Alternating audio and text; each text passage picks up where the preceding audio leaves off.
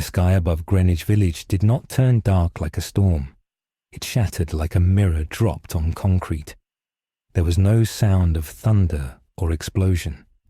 There was only a sudden silence that hurt the ears. The invisible walls that protect the earth from other dimensions did not just fail. They were crushed by something heavier than gravity. In the Sanctum Sanctorum, Dr. Stephen Strange fell to his knees. He grabbed his chest. The magical seal in the window cracked down the middle. Strange gasped for air. He felt a pressure he had never felt before. It was not magic. It was not science. It was the heavy feeling of death itself. The air in New York City became thick. It felt like water. People on the sidewalk stopped walking. They felt a weight on their shoulders that forced them down. Cars stopped in the middle of the street because the drivers passed out. Birds fell from the clouds. They hit the ground without making a sound. The alarm systems in the Avengers tower went red. Iron Man looked at his screens. They showed 0 radiation and 0 heat. The sensors said nothing was happening. But Tony Stark could not lift his coffee cup. His hand shook. He felt a cold sweat run down his back. The suit told him he was fine. His instincts told him a predator was in the room. High above the city, the hole in reality tore open wider. It was jagged and black. Red lightning danced around the edges. The lightning did not hit the buildings. It burned the air itself. A single figure fell from the tear in the sky. He did not fly like a hero. He did not glide like a villain. He fell like a stone. He wore tattered black robes that flapped in the wind. A massive sword was strapped to his back. It looked like a giant knife wrapped in white cloth. The boy hit the ground in the middle of an intersection. He did not land softly. The impact sent a shockwave through the pavement. The asphalt rippled like a rug. Windows shattered for 10 blocks in every direction. Dust rose up like a wall. But the dust did not hide the pressure. The spiritual weight of the boy pushed against the world. It made the ground shake without moving. In the center of the crater, Ichigo Kurosaki stood up. He looked confused. He looked hurt. Blood ran down his face from a cut above his eye. His orange hair was matted with dust. He looked at his hands. They were shaking. He gripped the handle of his massive sword to steady himself. The metal groaned under his grip. He looked up at the buildings of New York. He did not recognize them. He tried to sense the spiritual energy of his friends, but he felt nothing. He only felt the strange, buzzing energy of this new world. It felt loud and chaotic. He took a step forward. The street cracked under his foot. He was not trying to break it. His sheer presence was too heavy for this reality. The physics of this world groaned under the weight of his soul. Far away in the sanctum, Dr. Strange stood up. He looked out the broken window. He saw the column of red and black energy rising from the street. It pierced the clouds. Strange knew this was not an invasion. It was a collision. 2 worlds that should never touch had just crashed into each other. The boy in the black robes was the point of impact, and the universe was already starting to bleed around him. The dust from the impact crater did not settle. It hung in the air like a grey curtain that refused to obey the wind. Ichigo Kurosaki stood in the center of the intersection of Bleecker and Fenwick. The asphalt beneath his Waraji sandals had turned into a fine black powder. He took a breath. The air tasted wrong. It tasted of gasoline and ozone and fear. It lacked the density of reishi. It felt empty and hollow against his lungs. He reached out with his senses. He tried to find the familiar spiritual signatures of Rukia or Renji, or even the hostile coldness of the Arrancar. He found nothing.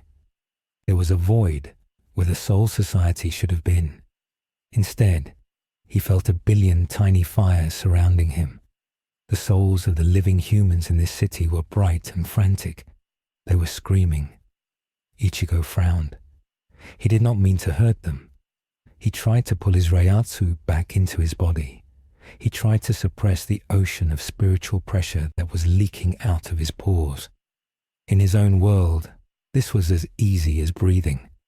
Here, it felt like trying to hold back a tidal wave with a paper cup.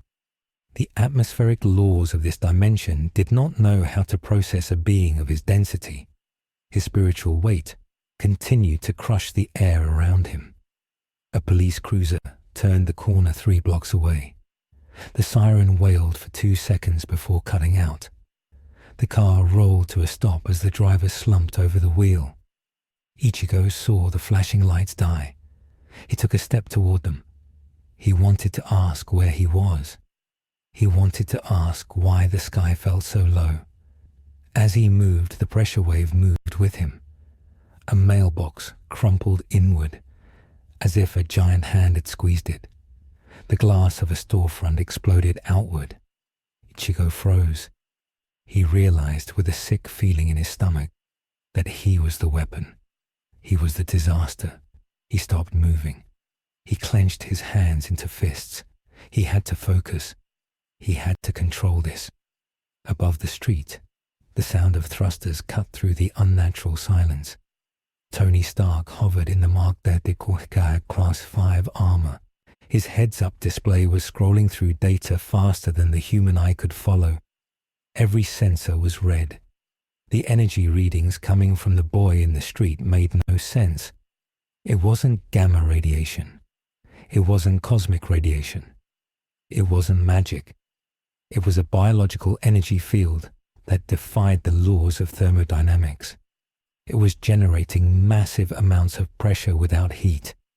Stark had seen gods and aliens and monsters. He had never seen a human boy who registered on sensors as a planetary anomaly. Stark opened a channel to the Avengers network. He told them to keep their distance. He told them to set up a 3-block perimeter. He dropped his altitude. He hovered 20 feet above the crater. He amplified his voice speakers. He told the unidentified subject to stand down. He told him to place his weapon on the ground. Ichigo looked up. He saw the red and gold machine man floating in the air. He did not understand the English words perfectly, but the tone was clear. It was a command. Ichigo narrowed his brown eyes. He did not like being ordered around by machines.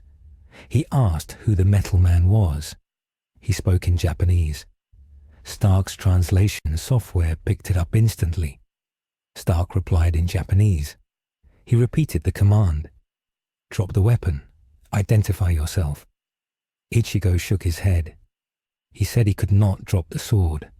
It was part of him. He asked where he was. He asked if this was the world of the living. Stark paused. The question was odd. Stark said this was New York City and that the boy was violating international airspace and public safety laws. Ichigo looked around at the unconscious people on the sidewalks. He felt a pang of guilt.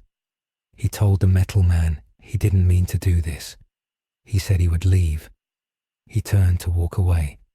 Stark could not let him leave. The energy readings were spiking. If this kid walked into a subway station or a hospital, the casualty count would be catastrophic. Stark made a calculation. He decided to incapacitate the target with a low-yield sonic pulse. It was a standard non-lethal takedown.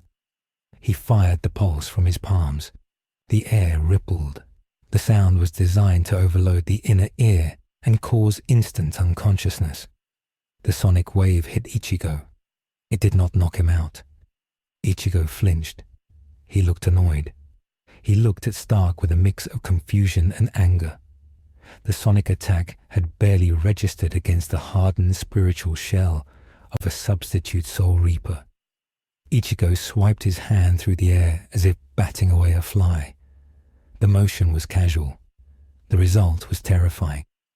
The kinetic force of his hand moving created a shockwave of compressed air that hit Iron Man like a freight train. Stark was thrown backwards. His flight stabilizers screamed as he smashed through the brick facade of a bodega. He tumbled through the shelves of groceries and crashed through the back wall into the alley. The suit integrity dropped by 12%. Stark groaned. He realized he had miscalculated. This was not a biological anomaly. This was a kinetic event. He rebooted his thrusters and flew back out. He called for backup.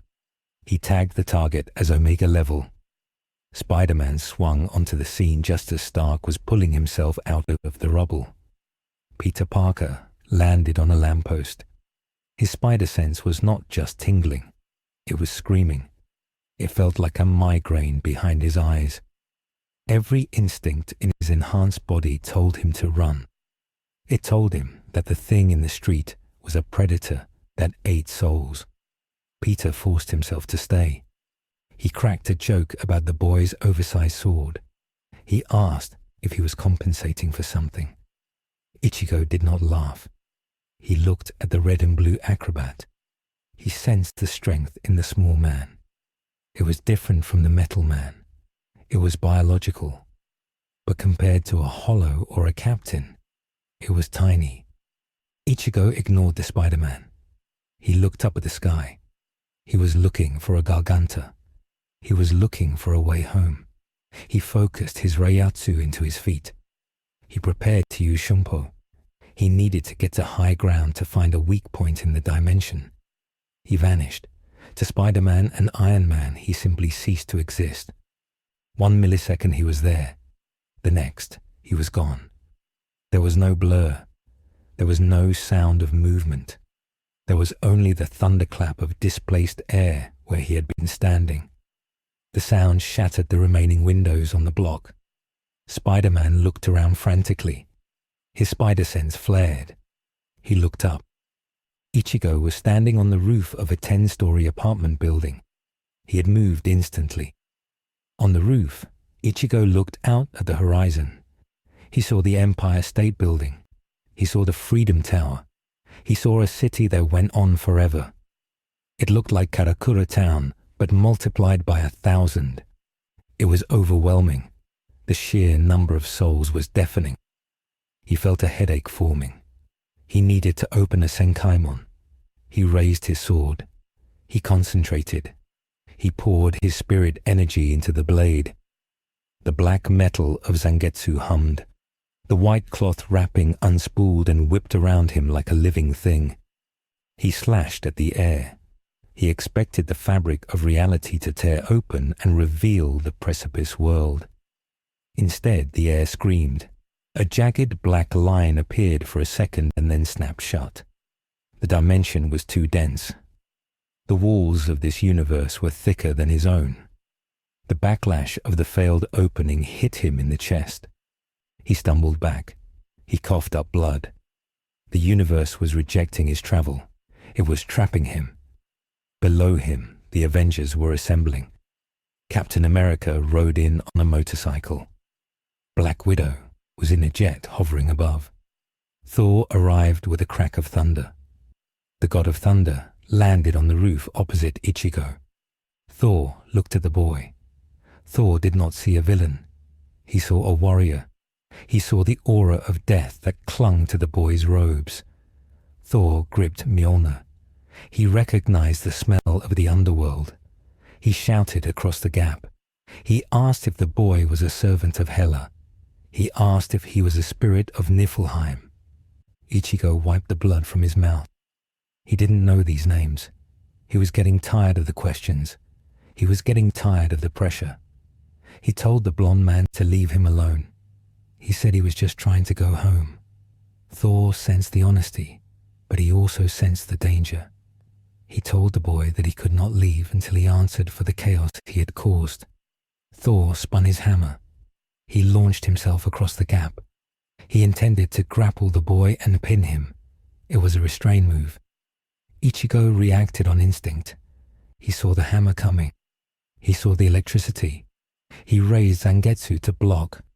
Mjolnir met Zangetsu. The collision was not just metal on metal. It was myth on myth. The divine Uru metal of the hammer clashed with the forged soul of the Zanpakuto. The impact created a sphere of white light that blinded the city for 3 seconds. The roof of the building Ichigo was standing on disintegrated. It didn't crumble. It was pulverized into dust instantly. Ichigo and Thor fell through the 10 stories of the building. They crashed through floor after floor. Furniture and concrete and steel beams were obliterated by their descent. They hit the basement foundation with enough force to register as a 3.0 earthquake in Jersey. In the smoking crater of the basement, Thor stood up. He looked surprised. His hand was numb. The boy had blocked Mjolnir. Not only had he blocked it, he had absorbed the impact without breaking his stance. Ichigo stood 10 feet away. He was breathing hard. The red and black energy was flaring around him now. His eyes were glowing. The hollow mask inside his soul was scratching at the door. The stress of the dimension shift and the fight was weakening his control. He told Thor to back off. His voice was distorting. It sounded like 2 voices speaking at once. Outside the building, Captain America was directing the evacuation.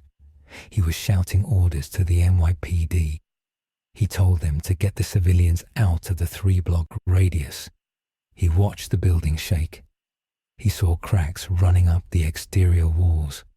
He knew they were dealing with a heavy hitter. He tapped his comms.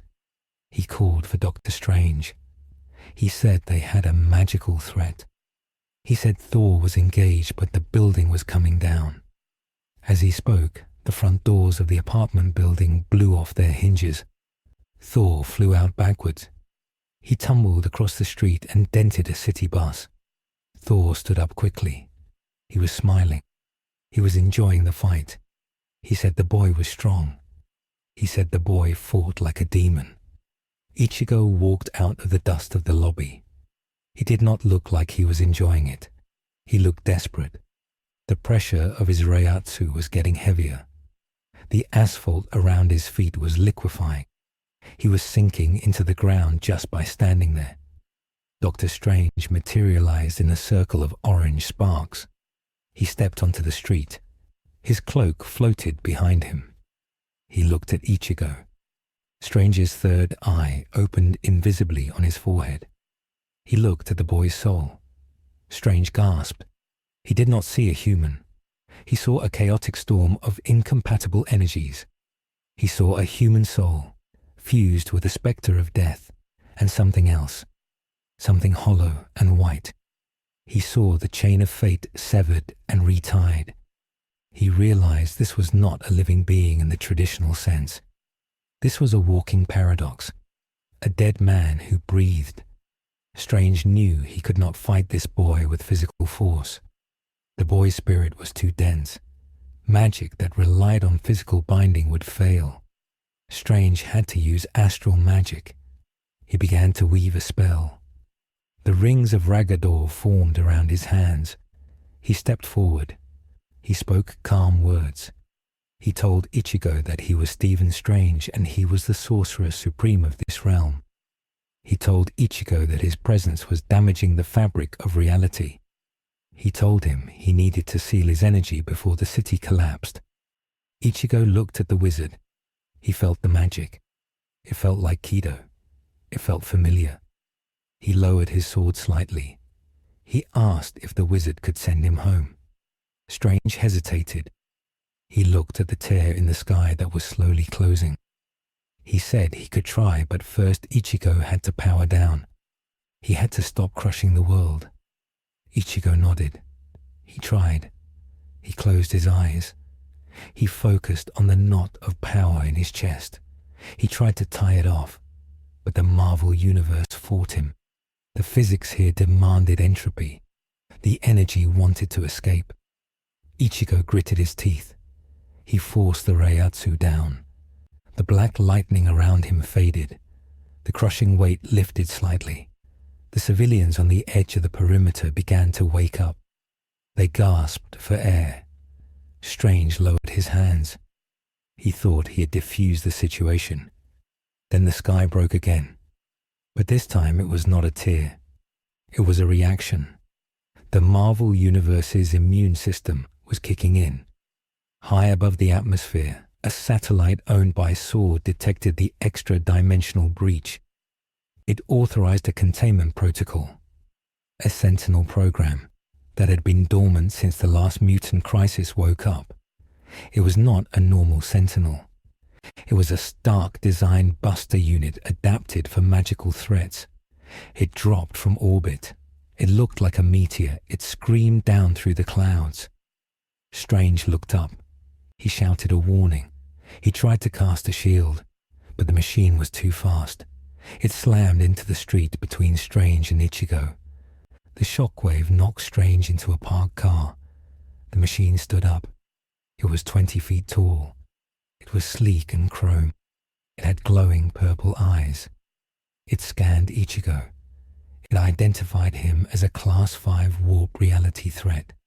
It designated him for immediate termination. Ichigo saw the machine. He saw Strange go down. He thought it was a trap. He thought the wizard had distracted him so the machine could attack. The betrayal burned in his chest. He roared. The control he had fought for shattered. His Reiatsu exploded outward with 10 times the force of before. The chrome plating on the Sentinel buckled instantly. The machine fired a plasma beam. Ichigo did not dodge. He swung Zangetsu. He cut the beam in half. The energy splashed harmlessly against the buildings. Ichigo moved. He appeared in front of the machine. He swung his sword upward. The massive blade sliced through the Stark-Tech armor like paper. He cut the robot in half from groin to head. The two halves fell apart. Oil and sparks rained down. But Ichigo did not stop. He turned to the Avengers. His eyes were black now. The whites were gone. The gold irises shone with a hollow light. He raised his sword toward Iron Man and Thor. He screamed at them. He told them he would not be caged. He told them he would cut down anyone who tried to stop him. Captain America realized the situation had spiraled. He realized the boy was reacting to fear. He tried to call a ceasefire, but the noise was too loud. The destruction was too loud. Shield helicopters were arriving. They were arming missiles. Hawkeye was on a rooftop notching an arrow with a dampening tip. The military response was escalating. Ichigo felt the killing intent from 100 different sources. His instinct as a warrior took over. He adopted the stance of the Tensei Zangetsu, even though he was in Shikai. He compressed his power. The air around him turned black. The pressure became so intense that the asphalt turned to dust for 50 yards. Gravity reversed in the circle around him. Rocks and debris floated up into the air. Dr. Strange pulled himself up. He watched with horror. He realized the boy was charging an attack that could level Manhattan. Strange began to chant a spell of displacement. He had to move the boy. He had to get him to the mirror dimension. Ichigo swung his blade. Getsuga. The word echoed not just in the air, but in the minds of everyone present. It was a sound that carried the weight of a final judgment. The black energy gathered on the blade. It screamed like 1,000 tortured souls. Tensho. He released the blast. It was a crescent moon of black void. It was not just energy. It was a tear in space. It flew toward the Avengers. Thor threw Mjolnir to intercept it. The hammer hit the black wave. For a moment the two forces held. The god of thunder versus the substitute Soul Reaper. The lightning versus the void. Then the blast swallowed the hammer. It swallowed Thor. It carved a trench through the city that went on for miles. It cut through buildings. It cut through the Hudson River. It cut through the horizon. The blast eventually faded into the atmosphere, leaving a scar of nothingness in the sky. Thor fell from the sky. He was smoking. His armor was shattered. He hit the ground hard. He was conscious, but he was stunned. Mjolnir landed beside him. The metal was dull. The enchantment was suppressed by the sheer density of the spirit energy it had touched. Silence returned to the street, a deeper silence than before. The Avengers looked at the destruction. They looked at the trench that divided New York. They realized that this was not a fight they could win with force. This was a natural disaster wearing the shape of a boy.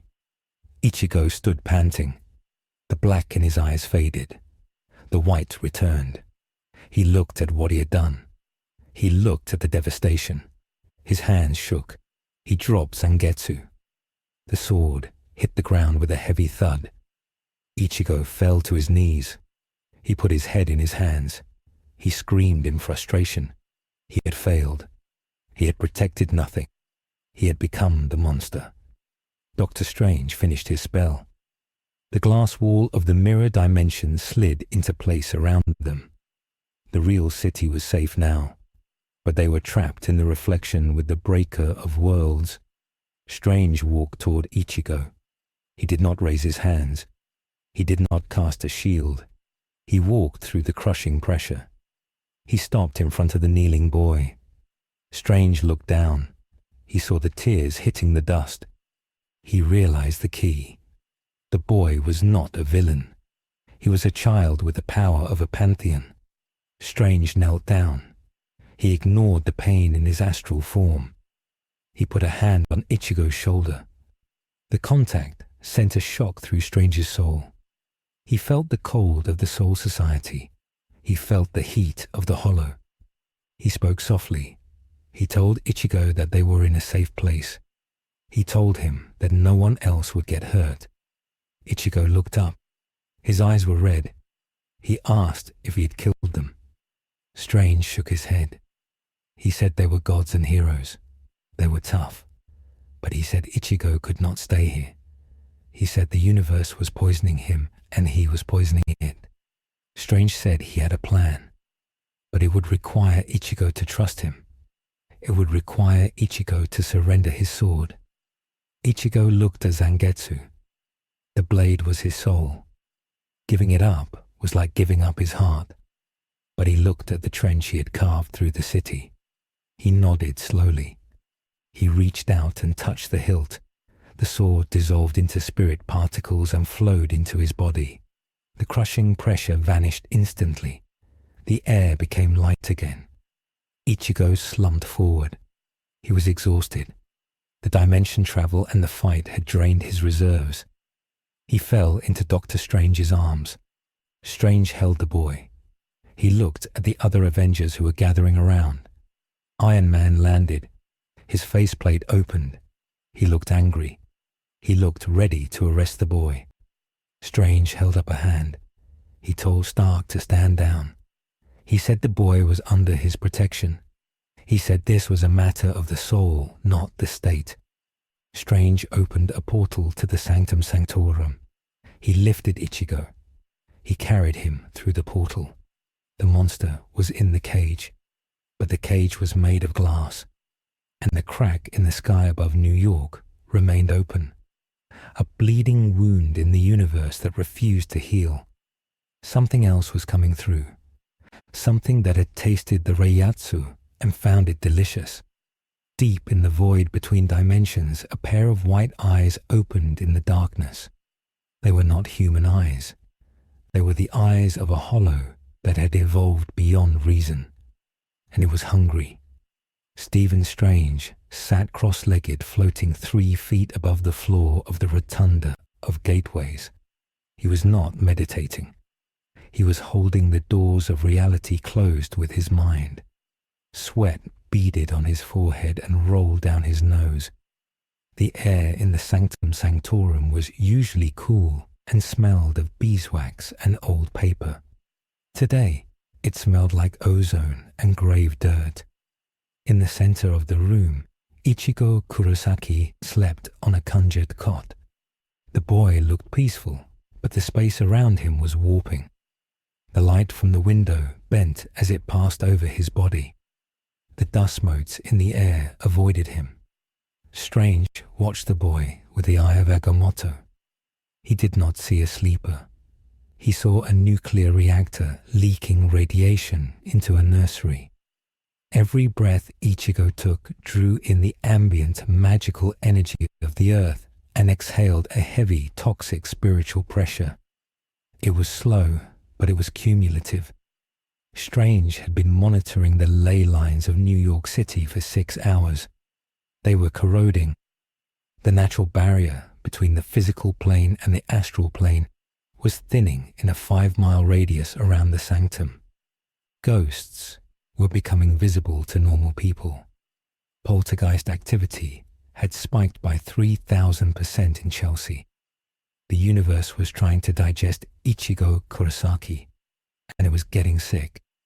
Reed Richards appeared as a blue hologram in the center of the room. The smartest man on earth looked tired. He was reading a datapad that scrolled with numbers that made no sense. Reed told Strange that the data from the crater was impossible. He said the boy's mass was fluctuating. He said the boy was not made of baryons or leptons. He was made of memory and will given density. Reed called it psionic matter, but admitted that was just a label for something he couldn't measure. He warned Strange that the boy was a walking event horizon. If he accessed his full energy again, the local laws of physics might just give up. Gravity would stop working. Time would desynchronize. Reed suggested putting the boy in the negative zone. He said it was the only place with enough emptiness to absorb the leakage. Strange refused. He said the boy was a soul, not a science experiment. He said sending a death god to the negative zone might start a war with Annihilus, or worse, it might feed the entities there. Strange ended the call. He looked at Ichigo. The boy's eyes opened. They were brown and confused. Ichigo sat up. He grabbed his chest. He felt the absence of his sword like a phantom limb. He looked at Strange. He asked how long he had been asleep. Strange said 6 hours. Ichigo asked about the city. Strange told him the truth. The fires were out. The rescue crews were digging out the survivors. The death toll was in the hundreds. Ichigo flinched. He looked at his hands. He said he didn't mean to do it. Strange floated down to the floor. He told Ichigo that intent did not matter to a hurricane. He told Ichigo that he was incompatible with this dimension. The front door of the sanctum shook. It was not a knock. It was a breach charge. The heavy oak doors that had withstood demons and dark gods splintered inward. Iron Man stepped through the debris. He was flanked by War Machine and a squad of shield cape killers armed with energy dampeners. Tony Stark did not have his faceplate up. His eyes were hard. He looked at Strange. He told the wizard to step aside. He said the kid was coming with them. Strange raised a hand. Shield spells flared into existence. He told Stark that this was not a jurisdiction he recognized. He said the boy was a magical entity and fell under the protection of the Sorcerer Supreme. Stark laughed, but there was no humor in it. He pointed a repulsor at Ichigo. He said the kid had killed 312 people. He said he had cut a trench through the subway lines that had trapped 1,000 more. He said this wasn't magic, it was mass murder. Stark said they had built a containment unit at the raft. It was a lead-lined cell suspended in a superfluid vacuum. It would hold him. Ichigo stood up. The movement caused the Cape Killers to raise their rifles. The laser sights danced on Ichigo's chest. Ichigo looked at Stark. He recognized the anger. He had seen it in the eyes of the Soul Society captains when they first hunted him. He understood it. He told Strange to stop. He said maybe he should go. Maybe the metal box would stop him from hurting anyone else. Strange turned to Ichigo. He spoke urgently. He said the raft was a prison for bodies. Ichigo was a spirit. If they put him in a vacuum, his soul would expand to fill the void. He would detach from his physical form and become a pure poltergeist. He would be unstoppable and insane. Strange turned back to Stark. He said he could not let them take the boy. It was not a request. The tension in the room broke when the alarm sounded. It was not the Sanctum's alarm. It was the frantic screaming of the city itself. Strange felt it first. A tear in the fabric of the world. Not the clean slice of a portal, but a ragged, dirty hole. It was opening in Times Square. Ichigo felt it a second later. His eyes widened. He recognized the pressure. It was heavy and rotting. It tasted like old blood. He whispered the word. Hollows. Stark looked at his sensors. Friday was screaming about a dimensional breach. A massive energy spike was detected 40 blocks north. It matched the signature of the boy, but it was corrupted. It was darker. Stark looked at Ichigo. He accused him of calling his friends. Ichigo shook his head. He said they weren't friends. He said they were monsters. He said they were drawn to his Reiatsu. He said the door he opened when he fell didn't close all the way. Now the predators were coming through. On the giant screens in Times Square, the advertisements for soda and fashion flickered and died. The jumbotrons turned to static. Then the static turned black. A vertical crack appeared in the air above the red stairs. It looked like a mouth opening in the sky. Massive white fingers pried the crack open. The fingers were bone. The sky groaned. A creature stepped out. It was 3 stories tall. It wore a black cloak and a white mask with a long nose. It was a Menos Grande, a Jillian class, but it was wrong. The cosmic radiation of the Marvel Universe had mutated it. Its black robes were swirling with starry nebulas. Its mask was cracked and glowing with gamma energy. It opened its mouth and let out a scream that shattered glass for a mile. The scream was not sound. It was a psychic attack. People in the square fell to the ground clutching their heads. Their noses bled. The Menos leaned down. It did not use its hands. It sucked in air. It was eating the souls of the fallen tourists. The yellow lights of their spirits were ripped from their bodies and flew into the creature's mouth. Back in the Sanctum, Ichigo saw the news feed on Stark's HUD. He saw the Gillian. He saw the souls being eaten. He didn't think. He moved. He lunged for the space where Zangetsu had vanished. Strange shouted no. But the bond between a Shinigami and his sword is absolute. The sword reformed in Ichigo's hand. The cloth wrapping exploded outward. The pressure returned. The floor of the Sanctum cracked. The Cape Killers were blown backward by the wind of his spirit energy. Stark fired his repulsors. Ichigo didn't dodge. He tanked the shot on his shoulder. It burned his robes but didn't break his skin. Ichigo vanished. He used Shongpo. He moved faster than the sensors could track. He was gone. Stark swore. He engaged his thrusters. He told War Machine to follow. He told Strange this was his fault. Strange ignored him. He opened a portal to Times Square. He had to mitigate the damage. Ichigo appeared in the air above Times Square. The wind whipped his orange hair. He looked down at the Jillian. It was huge, much bigger than the ones back home. The mutation had made it dense. Ichigo felt the heavy gravity around it. He raised his sword. He shouted at the monster. He told it to stop. The Jillian looked up. Its empty eyes focused on the source of the tasty power. It roared. It raised a hand and fired a Cero.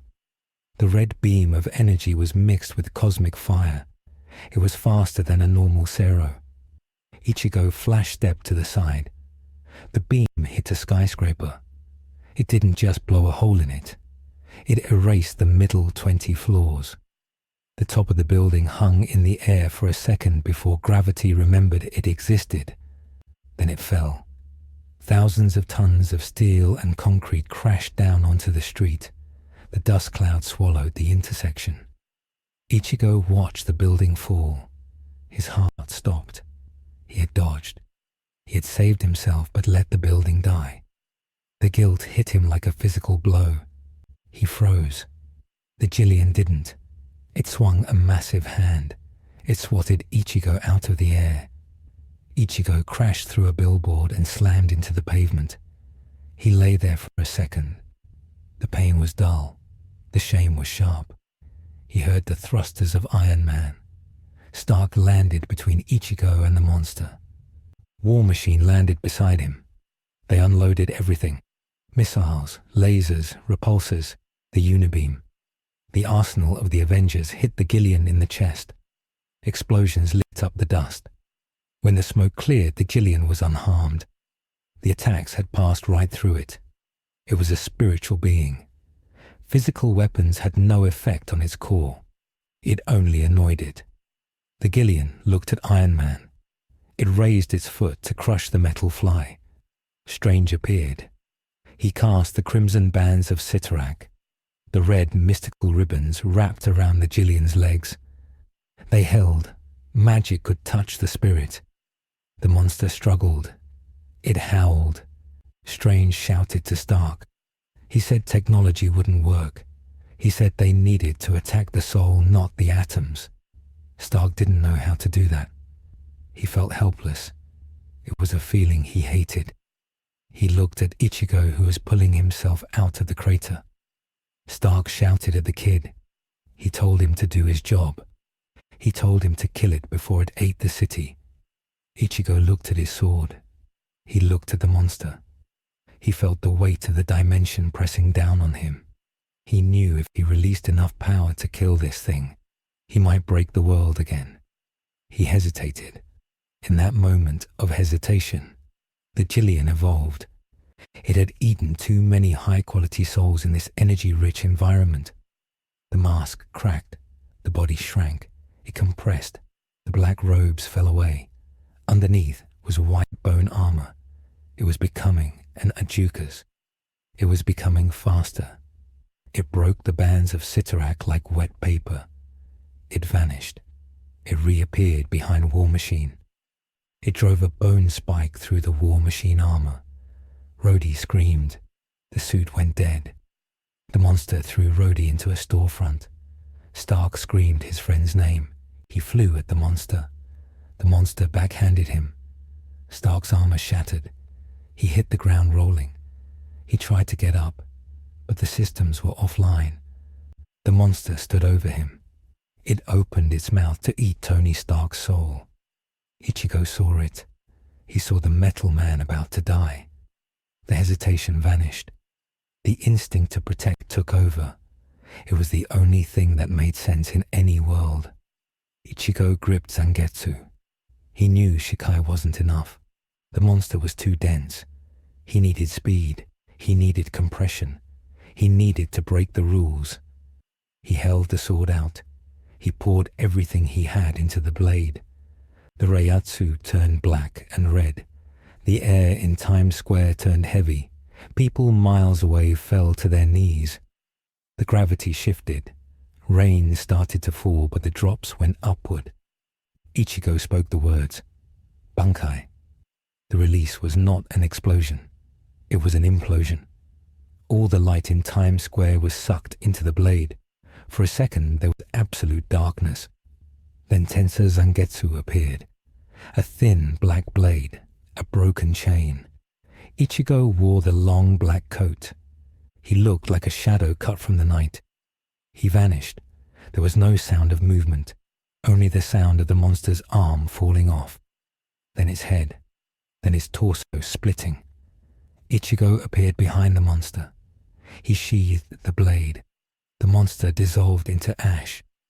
It was dead. But the silence did not return. The air began to crack. The use of Bankai compressed too much spiritual mass into too small a space. The Marvel Universe could not support the density of Tensor Zangetsu. The laws of physics in Times Square snapped. A sphere of distortion expanded from Ichigo's body. It moved at the speed of thought. It passed through Stark. It passed through the buildings. It passed through the civilians. Where the sphere passed, reality changed. It was rewritten. The physical matter was converted into reishi. The buildings didn't collapse. They turned into spirit matter. They became intangible ghost structures. The people didn't die. Their chains of fate were ripped from their bodies. Their physical bodies turned to dust, and their souls were left standing there confused and glowing. The sphere stopped expanding after 3 blocks, but the damage was done. A circular zone in the heart of Manhattan had been converted into a fragment of the Soul Society. It was a dead zone. No radio waves could enter. No light could escape. It was a grey silent bubble of the afterlife sitting in the middle of the city. Inside the bubble, thousands of people were now plus souls. They looked at their hands. They looked at their dust bodies on the ground. They began to scream, but no sound came out. Ichigo stood in the center of the silent grey world.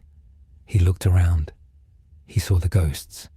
He saw the ghost of Tony Stark standing next to his empty armor. Stark looked at his own body.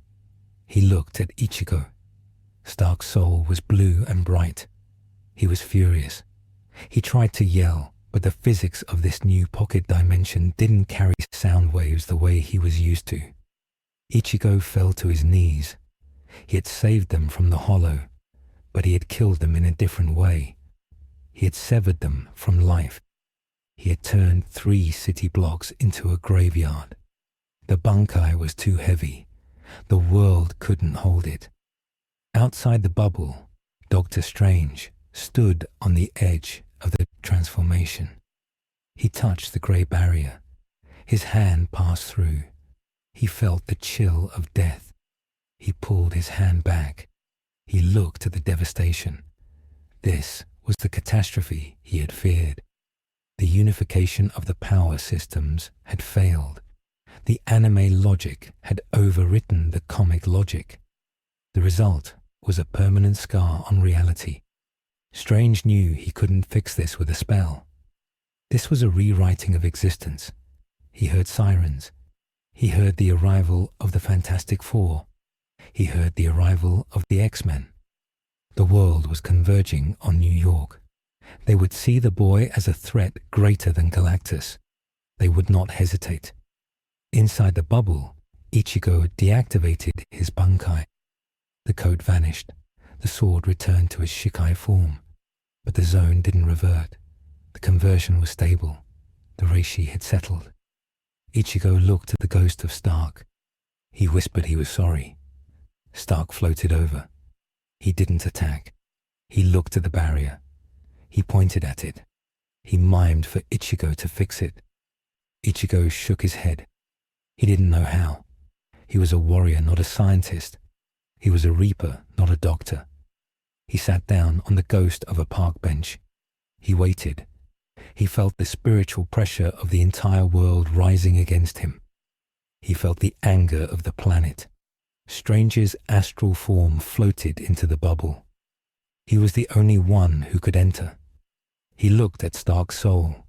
He looked at Ichigo. Strange's face was grim. He told Ichigo that he had created a necro-state.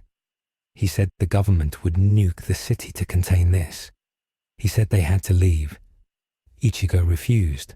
He said he wouldn't run. He said he would stay and protect the souls he had made. Strange said he couldn't protect them from the living tribunal. He couldn't protect them from the cosmic abstract entities that would come to correct this error. Strange said there was only one place to go, Latveria. Doom had offered sanctuary. Strange hated it, but Doom understood magic and science. Doom might know how to reverse the reishi conversion. Ichigo looked at the ghost of Stark. Stark nodded. It was a pragmatic choice. Even as a ghost, Stark knew that Doom was the only one arrogant enough to fix a broken dimension. Ichigo stood up. He grabbed the ghost of Stark. He grabbed the ghost of Rhodey. He told Strange to lead the way. Strange cast a portal. It didn't lead to a nice room. It led to a snowy castle rampart in Eastern Europe. Ichigo stepped through. He carried the souls of the Avengers he had accidentally killed. He left behind a grey tomb in the center of New York, the camera pulling back from the silent grey sphere. The lights of the city surrounded it like a candle vigil. The world had changed. The existence of the soul was no longer a matter of faith. It was a matter of geography. And the boy who brought death was now the most wanted fugitive in the multiverse. In the shadows of the alleyways near the Necrozone, the dust began to gather. It swirled. It formed shapes. The energy Ichigo had released during the Bankai was not just sitting there. It was breeding. Small white masks began to form in the darkness. The infection was not contained. It was spreading. The city was not just haunted. It was becoming a hueco mundo.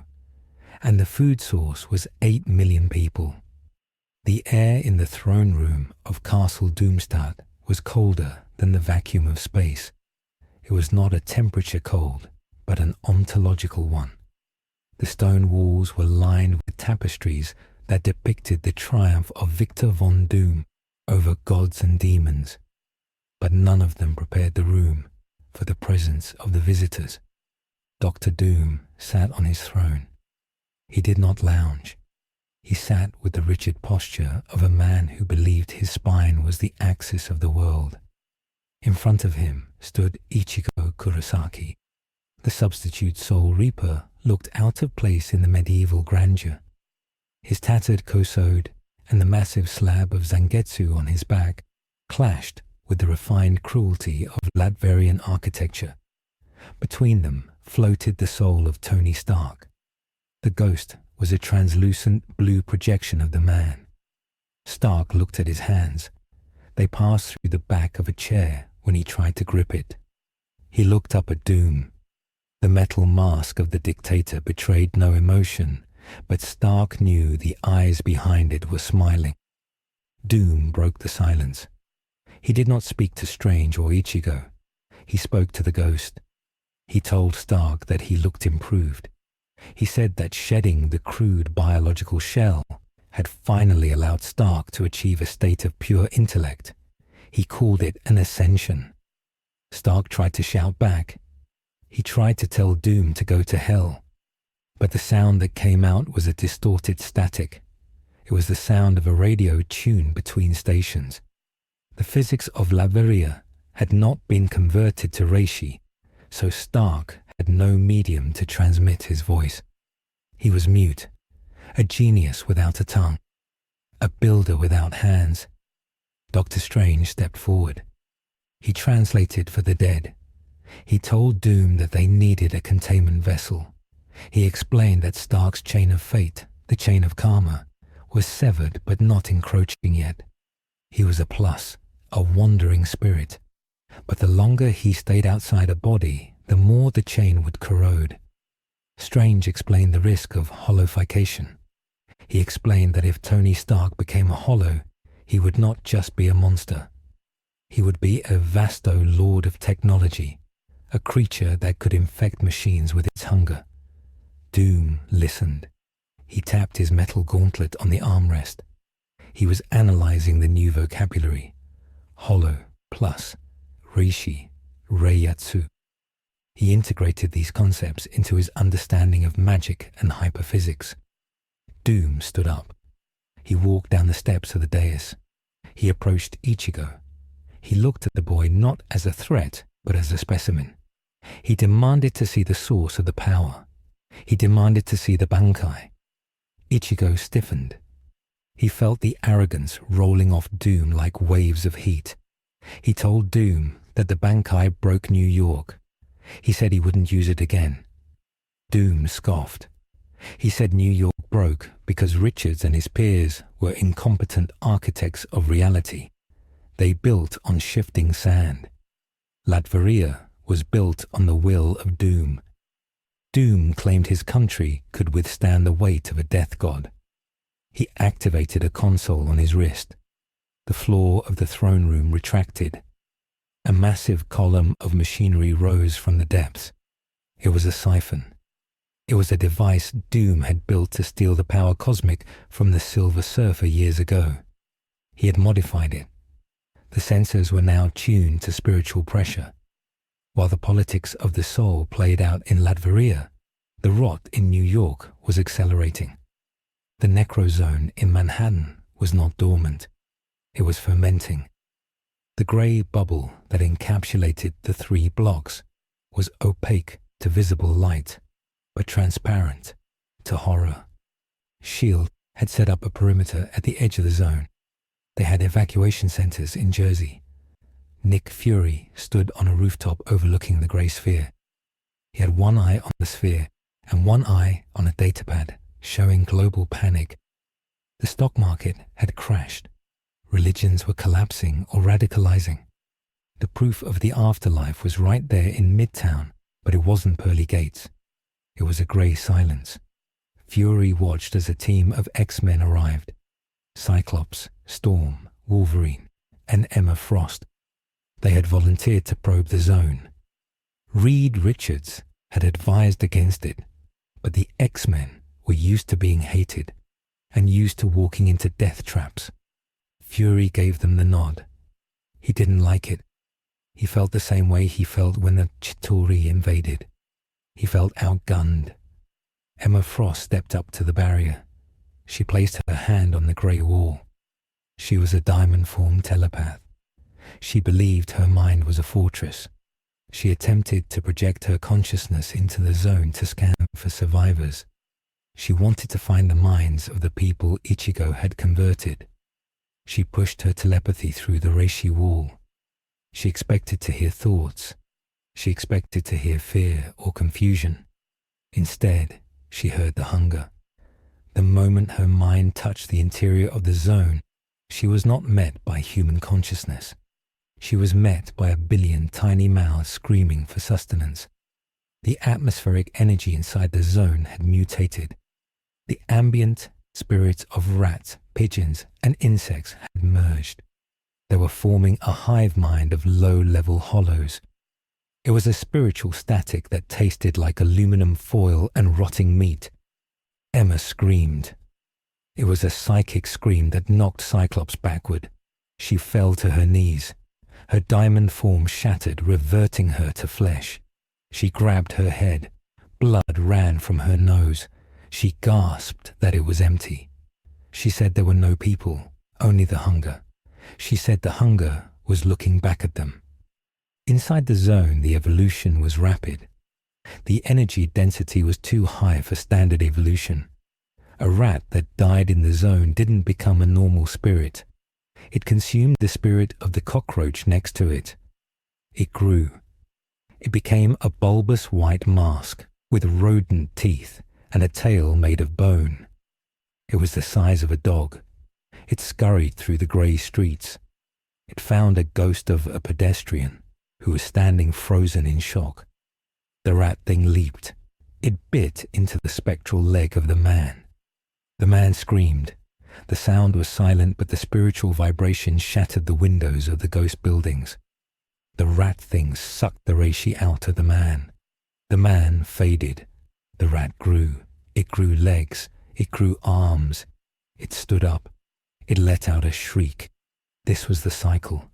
The zone was a petri dish, and the first demi-hollows were starting to test the walls of the cage.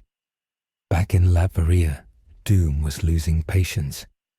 He had imprisoned the ghost of Stark in a containment field made of mystical geometry. Stark was banging on the invisible walls. Doom ignored him. He was focused on Ichigo. Doom explained his proposition.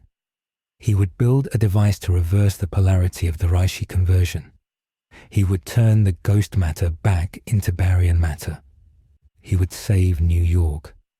In exchange, he wanted a sample of Ichigo's core spirit energy. He wanted to synthesize it. He wanted to add Soul Reaper to the periodic table of elements he controlled. Ichigo looked at Strange. Strange gave a subtle shake of his head. Giving Doom the power of a death god was a bad idea. But Ichigo looked at Stark. He saw the chain on Stark's chest. It was eroding. The links were rusting and vanishing. The encroachment was starting. If they didn't act, Dark would fall. Ichigo clenched his fist. He made the choice. He told Doom he would do it. But he warned Doom. He said his power wasn't just fuel. It was alive. It had a will. If Doom tried to cage it, it would break him. Doom laughed, a low metallic sound. He accepted the challenge. Doom led them to the laboratory deep beneath the castle. The room was the size of a football stadium. In the center was a platform surrounded by massive Tesla coils and runic circles. It was a fusion of magic and tech that only Doom could engineer. He instructed Ichigo to stand on the platform. He instructed Ichigo to release a controlled amount of Reiatsu. Ichigo stepped up. He closed his eyes. He reached into the depth of his soul. He bypassed the Quincy powers. He bypassed the hollow. He touched the pure Shinigami essence. He pushed it out. Blue spiritual pressure flared around him. The room shook. The sensors on the walls redlined. Doom activated the siphon. The coils lit up green. They began to suck the energy from the air. The energy flowed into a central battery. Doom watched the monitors. The composition was fascinating. It was high-density spiritual particles held together by willpower. It was the ultimate renewable energy source. It was the power to rewrite reality. But Doom had miscalculated one variable. The resonance. The frequency of Ichigo's Reiatsu was not isolated. It was entangled with the dimension of Hueco Mundo. By siphoning the energy, Doom was inadvertently acting as a beacon. He was broadcasting a signal across the dimensional void.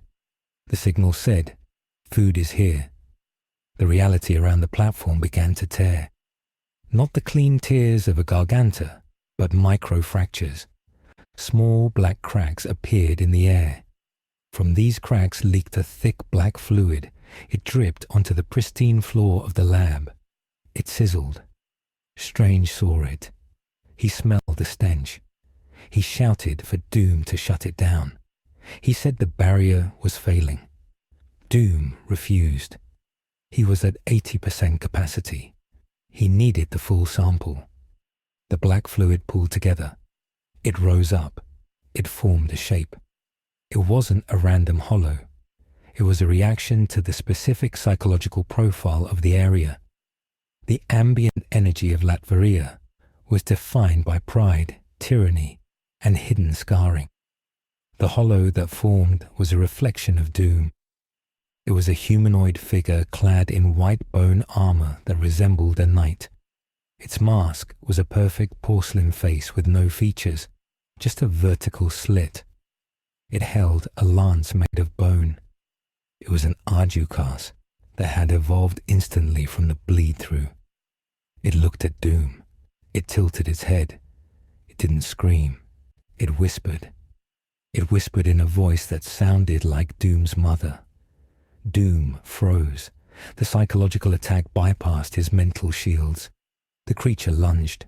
It moved with the speed of a Sonido. The bone lance pierced the energy shield around the control deck. Doom blasted it with a gauntlet of magic fire. The fire hit the white armor and dissipated. The creature was made of dense souls. Magic had reduced efficacy unless it was specifically anti-spirit. The creature backhanded Doom. The dictator flew across the lab and crashed into a bank of servers. The containment field holding Stark failed. The ghost of Iron Man was released. Stark didn't run. He looked at the console. He saw the schematics for the reversal device. He realized he was the only one who could operate it. He was a ghost. He could interact with the Spirit Tech interface. Stark flew into the console. His blue hands merged with the holographic controls. He began to code. He began to write the algorithm to save himself. Ichigo saw the creature. He saw Doom fall. He saw Stark working. He drew Zangetsu. He flash-stepped between the creature and Stark. The creature struck with the lance. Ichigo parried. The impact cracked the floor. The creature was strong. Captain class strong. Ichigo gritted his teeth. He couldn't use Getsuga Tensho here. It would blow up the lab and kill Stark's ghost. He had to fight close quarters. He had to fight with precision. He engaged the creature in a flurry of sword strikes. The sound of steel on bone rang out like bells. The creature was fast. It used the shadows of the lab to teleport. It was using a variation of Sonido mixed with Doom's own teleportation technology, which it had absorbed from the ambient energy. It was learning. In New York, the containment failed. The demi-hollows breached the grey sphere. They didn't walk out. They swarmed out like locusts. Thousands of white-masked creatures the size of dogs poured into Midtown. They attacked everything. They attacked the police barricades. They attacked the shield agents. Bullets did nothing. The bullets passed through their bodies. The agents screamed as the creatures bit them. When a human was bitten, they didn't bleed blood. They bled light. Their souls were drained. The drained humans fell into comas. The creatures grew larger. Wolverine jumped into the fray.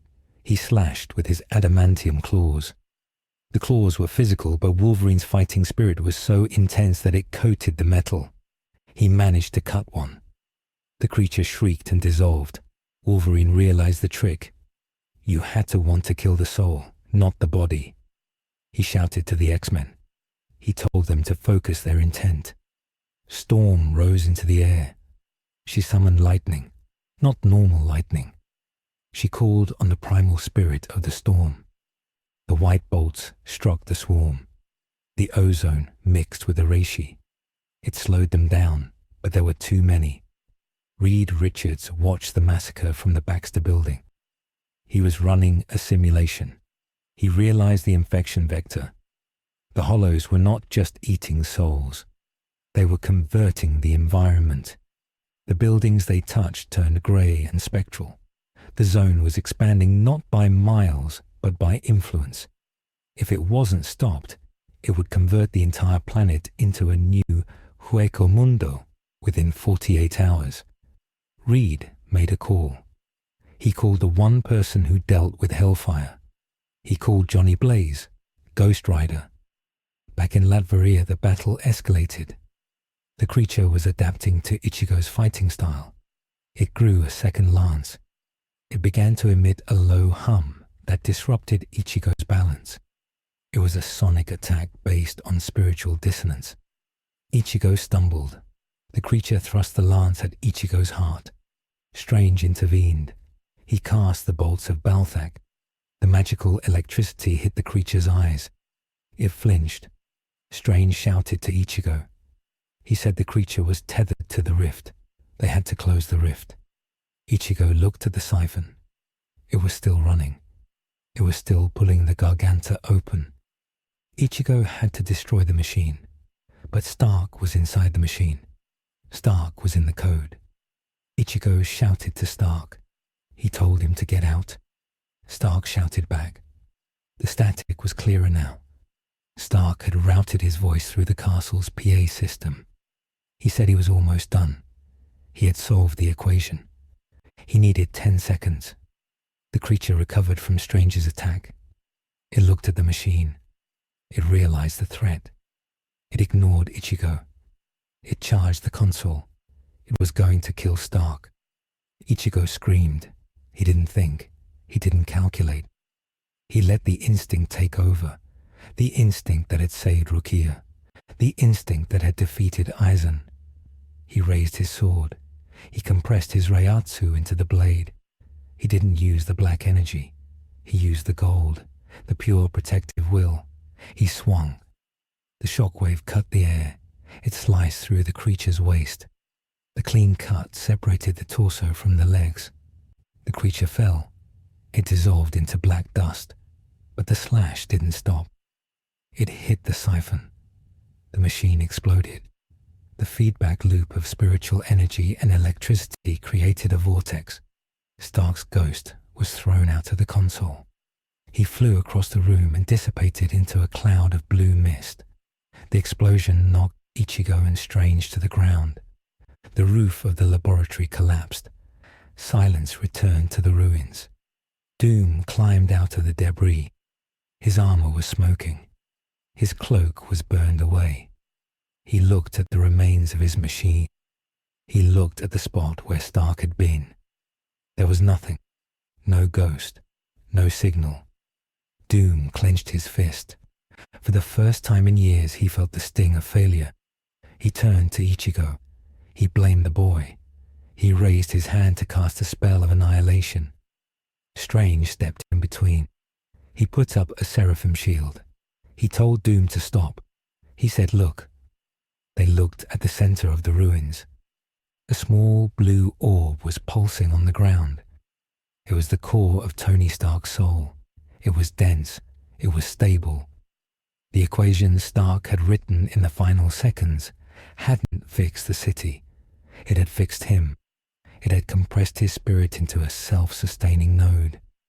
He was no longer a plus. He was something else. A mod soul, an artificial spirit. The orb hovered up. It projected a hologram of Stark's face. It was small, flickering, but distinct. Stark spoke. His voice was tinny but clear. He said he had the data. He said he knew how to cure New York, but he said the cost was high. The cure required a massive injection of stable reishi to overwrite the corruption. It required a sacrifice. Ichigo stood up. He was bleeding from a cut on his forehead. He looked at the orb. He asked what the sacrifice was. Stark looked at him. The hologram looked sad. Stark said they needed a source of power equivalent to a sun. They needed to detonate a captain-class soul inside the zone. It would act as a spiritual EMP. It would wipe out the hollows, revert the matter, and seal the breach. But the person who detonated would lose their powers forever. Their chain of fate would be shattered. They would become a normal human, or they would die. Ichigo didn't hesitate. He nodded. He said, "Let's go." He had lost his powers before. He would do it again. Strange looked at the boy. He saw the resolve. He also saw the tragedy. The Marvel Universe demanded a price for every miracle. They prepared to leave. But as they gathered themselves, the sensors in the castle picked up a new signal. It wasn't from Earth. It was from the moon, the blue area of the moon. The Watcher Uatu was observing. And beside him stood a figure in white. A figure with the long hair and eyes that saw the future. Yuach had seen the breach. The Quincy King had noticed the new world. And he was interested. The camera panning across the Atlantic. The swarm of hollows in New York was growing. They were combining. A Menos Grande was forming in Central Park. It was bigger than the skyscrapers. It was a gallows class, and it was wearing a mask that looked like the face of Captain America. The symbol of hope had been corrupted into a hunger that would eat the liberty of the world. The escalation was complete. The systemic clash had produced a nightmare. Now came the choice. Stark's orb floated next to Ichigo. "Hey kid," Stark said. "If we survive this, I'm buying you a shawarma. It's a spectral shawarma, but it's the thought that counts." Ichigo didn't smile.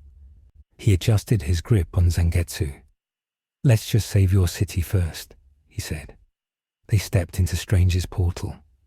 They left Latveria burning. They headed into the heart of the Necrozone, into the grey, into the hunger. The final convergence was approaching, and the multiverse held its breath. The portal from Latveria opened not onto a street, but onto a precipice of grey fog. Dr. Strange, Ichigo Kurosaki, and the floating blue orb of Tony Stark emerged into the heart of the Necrozone.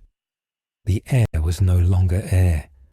It was a suspension of ash and spiritual particulate matter that tasted of iron. The silence of the previous hours was gone.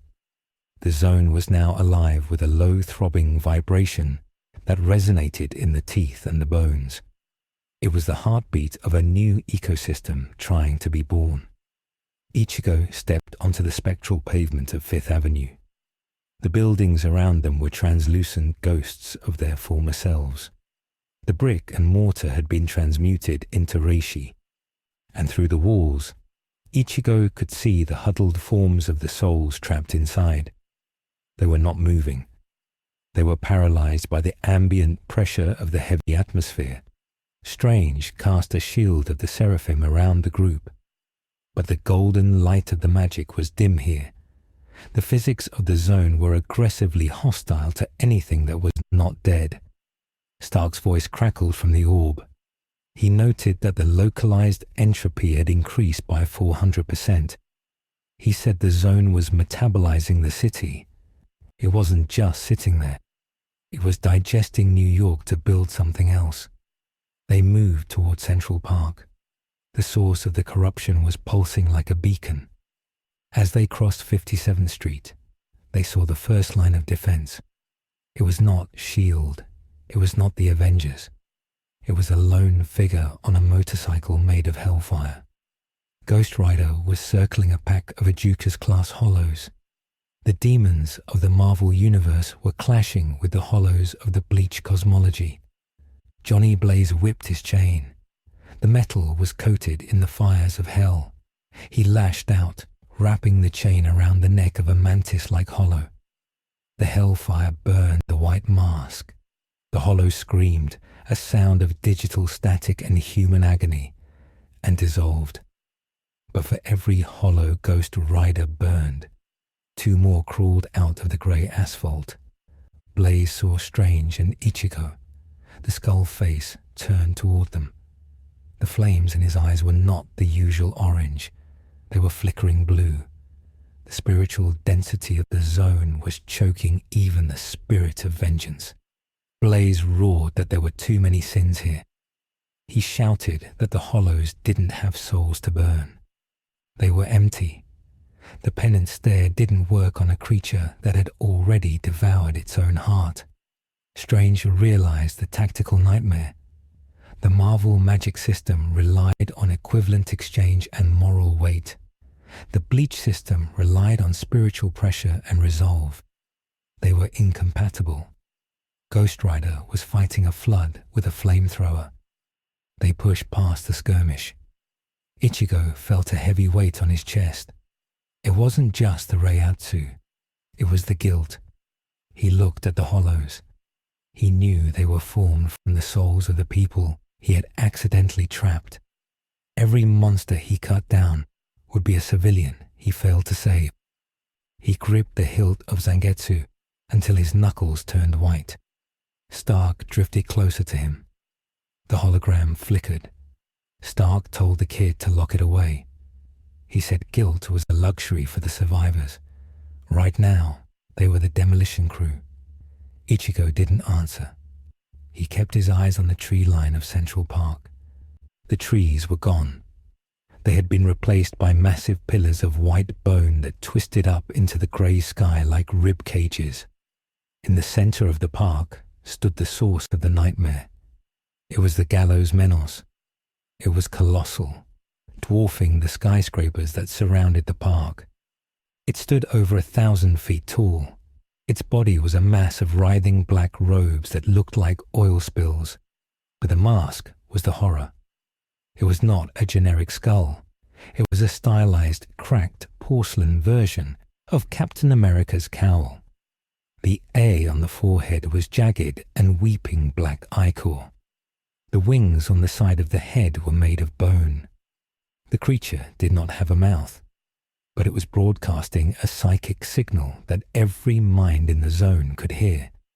It was a loop of Steve Rogers' voice, distorted and slowed down, reciting the Pledge of Allegiance.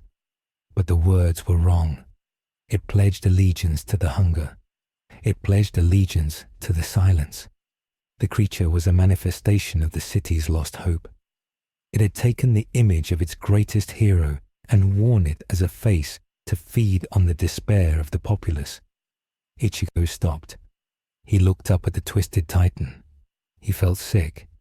He asked if that was really him. Strange shook his head. He used the eye of Agamotto to peer through the layers of spiritual rot.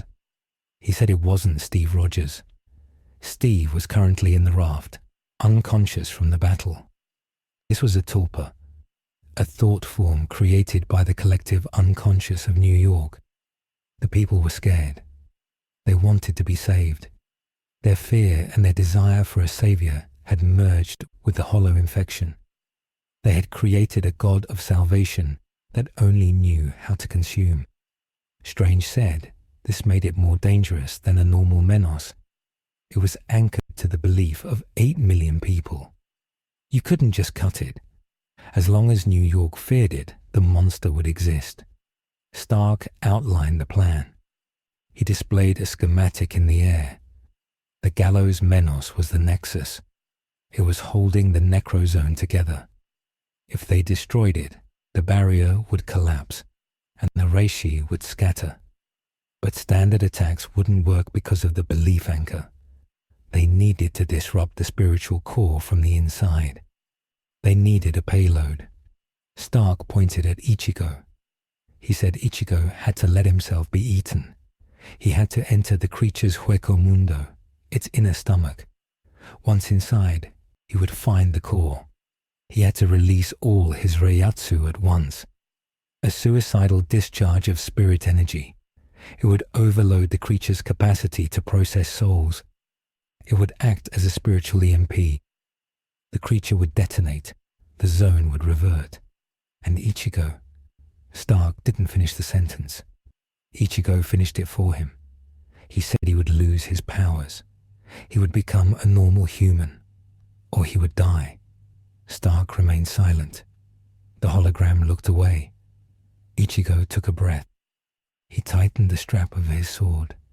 He didn't give a speech. He didn't say goodbye. He just bent his knees and launched himself into the air. The sound of his departure cracked the pavement. He flew toward the giant face of the Force Captain America. The menos saw him. It raised a hand the size of a city block. The fingers were long and made of white bone. It swiped at Ichigo. Ichigo didn't dodge. He used Shumpo to step onto the finger. He ran up the arm. The creature howled, a sound of twisting metal. Smaller hollows erupted from the black robes of the giant. They were the size of cars. They flew at Ichigo. Ichigo cut them down without breaking stride. He was a blur of black and orange. He reached the mask. He stood on the nose of the giant. He looked into the empty eye sockets. There were abysses of darkness. He felt the suction. The creature was inhaling souls. Ichigo let go of his resistance. He let the vacuum take him. He dived into the eye socket. The world turned black. Then it turned red. Ichigo fell through a tunnel of fleshy, spiritual matter. He landed in a vast inner cavern. This was the stomach of the menos. It looked like a ruined version of Times Square, but everything was made of meat and bone. The billboards were screaming faces. The streets were rivers of acid. In the center of the cavern, suspended by chains of red nerve tissue, was the core. It wasn't a ball of energy. It was a child. A glowing blue soul of a young boy, curled into a fetal position. The boy was crying. Around the boy, thousands of other souls were swirling, screaming, trying to touch the light, but being burned by it. This was the anchor. The collective fear of the city had condensed into the form of a terrified child. This was what Ichigo had to kill. Ichigo walked toward the core. The acid burned his waraji sandals. The air was heavy with the stench of digestion. He stood in front of the suspended child. He raised Zangetsu. He prepared to release his energy. He prepared to detonate his soul. He remembered Stark's words. Wipe the slate clean. He looked at the boy. The boy looked up. The eyes were not hollow. They were human. They were terrified. The boy whispered. He asked if Ichigo was the bad man. He asked if Ichigo was there to hurt him. Ichigo froze. His hand trembled. The logic of the Marvel Universe demanded the sacrifice. The needs of the many outweighed the needs of the one. To save the city, the core must be destroyed. It was a trolley problem, a calculus of survival. But Ichigo was not a hero of calculus. He was a substitute Soul Reaper.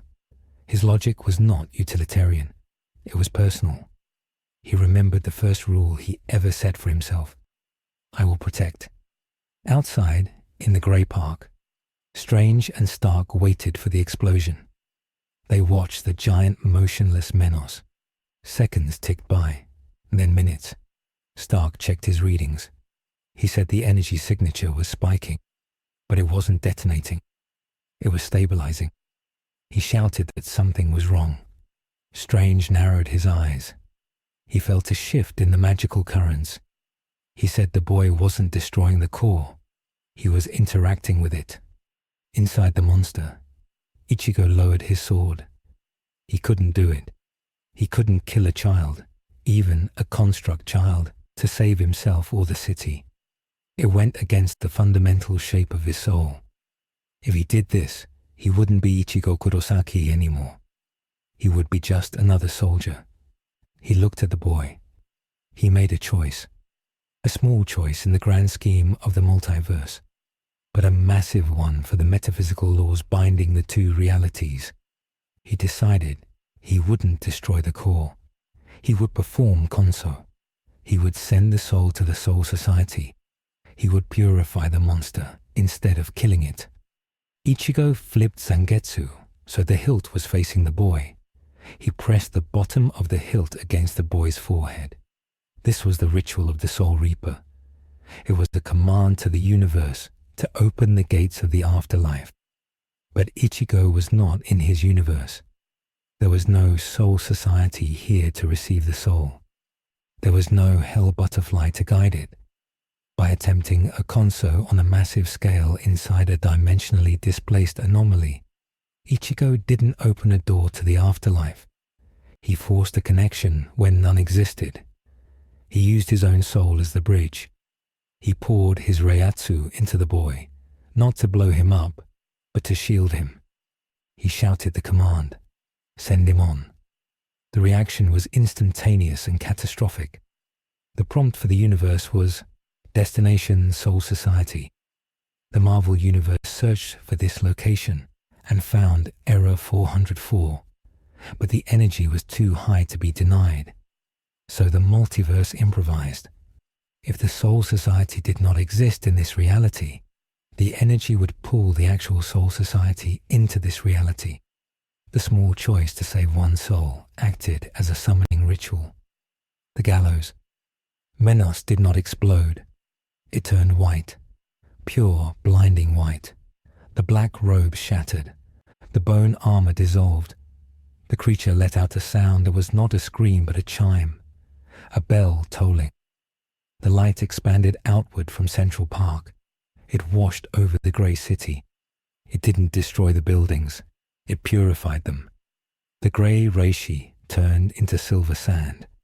The dark sky ripped open, not a small tear this time. The entire sky above North America shattered like glass. Through the cracks, a new sky was visible, a sky of eternal twilight, and floating in that sky were the upside-down buildings of the Seiraiti. The Soul Society had been dragged into the orbital path of Earth 616. Strange looked up. He fell to his knees. The sheer magical weight of an entire plane of existence crashing into his dimension crushed his shields instantly. He realized the mistake. Ichigo had tried to be a savior in a world that required a surgeon. By refusing to excise the cancer, he had merged the patient with the disease. The two worlds were no longer colliding. They were fusing. Stark's orb bobbed frantically. Stark was screaming that the gravitational constant was changing. The moon was moving. The tides were stopping. The laws of physics were being overwritten by the laws of spiritual pressure. In the center of the blinding light, Ichigo stood on the grass of Central Park. The giant monster was gone. The boy was gone. Ichigo was alone. He looked at his hands. They were glowing. He looked up at the sky. He saw the squad barracks hanging over the Empire State Building. He saw the Spirit King's palace looming over the moon. He felt the familiar spiritual pressure of his captains. But he felt something else too. A gaze. A cold, dissecting gaze from the moon. On the blue area of the moon, Uatu the Watcher lay dead. His giant body was slumped over his viewing instruments. Standing over him was Yuach. The Quincy King had not just observed. He had acted. When the dimensions merged, the barriers protecting the cosmic entities of Marvel had flickered. Yuach had seized the moment. He had stepped through the shadow of the Watcher. He held the Watcher's eye in his hand. He crushed it. Yuach looked down at the earth. He saw the fusion. He saw the chaos. He smiled. He spoke to his stern Ritter, who were emerging from the shadows of the moon's craters. He told them that the prophecy was wrong. The world would not end in 9 days. It would end today. He said this new world was full of false gods, mutants, aliens, super soldiers. They were all abominations. They were all impure. He declared a new war, a great holy war to cleanse the Marvel Universe of its sinners. Back in New York, the silence was broken by the sound of 1,000 precipice worlds opening. From the sky, pillars of light shot down, but they were not the soothing light of the Soul Reapers. They were the blue flames of the Quincy. The Soldat landed in Times Square. They landed in the Kremlin. They landed in Wakanda. They were an army of executioners entering a world of heroes. The X-Men, who had been fighting the Hollows, now faced men in white uniforms who moved faster than eyesight and fired arrows that erased existence. Wolverine lunged at a Soldat. He slashed with his claws. The Soldat caught the adamantium blade with one hand. The Quincy's skin was hardened with blood fiend. He looked at Wolverine with disgust. He called him a beast. He fired a Hylic fail point blank into Logan's chest. The arrow didn't just pierce. It obliterated the cellular structure. Wolverine fell, his healing factor stalling against the spiritual erasure. Ichigo watched the invasion begin. He saw the blue pillars. He recognized the Reiatsu. His blood ran cold. He had saved the boy. He had saved the soul of the city. But in doing so, he had paved the road for the Emperor. Strange stood up beside him. Strange was bleeding from his eyes. The magical backlash was killing him. He looked at Ichigo. He didn't offer comfort. He didn't offer a plan. He offered a fact. He said that by refusing to play by the rules of this universe, Ichigo had broken the lock on the door. And now the wolves were inside. Stark's orb flew in front of Ichigo's face. The hologram was glitching. Stark's voice was calm, the terrifying calm of a man who sees the end of the world. He said, "You didn't wipe the slate, kid. You broke the chalkboard." Ichigo gripped Zangetsu. He felt the presence of Zangetsu, the old man, inside him. The old man was silent. He knew who was coming. Ichigo looked at the burning city. He looked at the sky where the Soul Society hung like a second moon. He realized there was no going back. The crossover was absolute. He had wanted to protect one soul. Now he would have to fight a war for every soul in 2 universes. Suddenly, a massive pressure pinned the entire planet to the ground. It wasn't gravity. It was the Reiatsu of Iwak. His voice echoed not in the air, but in the minds of every living being on Earth. 616 and the merged Soul Society. He spoke one sentence. "My sons and daughters, peace is over." The sky ripped open further. Through the gap, a massive hand reached down. It was the hand of a celestial. Arishem the judge had arrived to assess the planetary deviation. But before the celestial could descend, a massive arrow of reishi, the size of a continent, shot up from the moon. It pierced the celestial's hand. The cosmic god recoiled. The Quincy king had just declared war on the cosmic pantheon. The scale of the conflict had shifted from city level to universal. Ichigo stood in the center of the madness. He was the hinge, the pivot point. He realized that to fix this, he couldn't just be a substitute Soul Reaper anymore. He couldn't just be a hero. He would have to become the linchpin. He looked at Strange. "Get me to the moon," Ichigo said. Strange looked at him. "That's a suicide mission." Ichigo shook his head. "No, it's a rescue mission. I'm going to save my world from yours, and yours from him." The camera pulling back to show the Earth. It was no longer the blue marble. It was a patchwork planet, half Earth, half Soul Society, wrapped in the chains of the Quincy, under the shadow of a wounded celestial. The small choice to save a child had unmade the order of things. The chaos was absolute, and in the center of the chaos, the orange-haired boy raised his sword, not in anger, but in penance. The sky was no longer a sky. It was a collision of architectures. The white stone walls of the Serete descended through the clouds of New York like a planetary piston. The laws of gravity had surrendered to the laws of spiritual density. Skyscrapers in Midtown crumpled not from impact but from the sheer weight of the presence of the Soul Society. The Chrysler Building folded in on itself as the Squad 1 barracks ground against its spire. In the streets, the chaos was absolute. The Goatee 13 had been pulled through the rift along with their city. They did not understand where they were. They only saw a world of iron and glass populated by humans with strange powers. And they saw the Quincy's. The Stern Ritter were already moving. They were not just killing. They were erasing. Bambietta Bastabine stood on the roof of the Daily Bugle. She snapped her fingers. The building turned into a bomb.